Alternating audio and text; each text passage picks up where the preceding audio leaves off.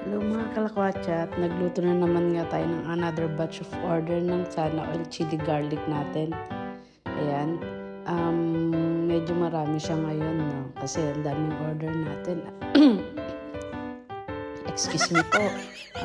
Ayan, natapos na natin siya, nailagay na natin siya sa garapon. And then, ang gagawin natin is, isi-sealed naman natin siya. Lalagyan natin siya ng takip at saka sealed. Siguro naka-almost 50 ako niyan or 40 to 50 yan. Yan, lagyan natin siya ng takip. Ang hirap kapag mag-isa ka lang pero tiyaga-tiyaga lang kasi para sa future.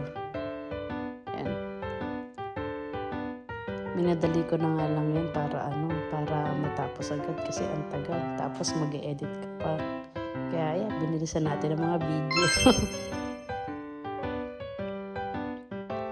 After nyan, lalagyan natin siya ng sealed. Yan. Ang ganda ng kulay niya kasi black yung color ng Yan. Pinaglagay ko isa-isa yung sealed niya para mabilis siyang nakaporma na agad siya. Siyempre from the experience, mabilis yan kapag sa mga sa packing. Ayan. Hindi pala nag-play yung video nung binabacuum ko siya, kaya dinoble vacuum ko ulit siya. Gamit nga lang pala natin dyan blower ng buhok. Wow! Then pupunasan natin bago natin siya lagyan ng sticker. Pagkapunasan natin, yan, malinis na. Sticker naman, nakita nyo. Naubusan tayo ng sticker natin na maliit para dyan sa maliit na garapon. Kaya malalaki yung sticker na ginamit ko. Pero maganda rin naman siyang tignan. Sa ngayon, maliit pa lang yung garapon na pinaglagyan ko kasi yun ang order. Pero sa susunod na batch natin, malaki naman yung gagawin natin. For the delivery na nga pala yan. Ayan, ang ganda, di ba? Ang daming oh, wow!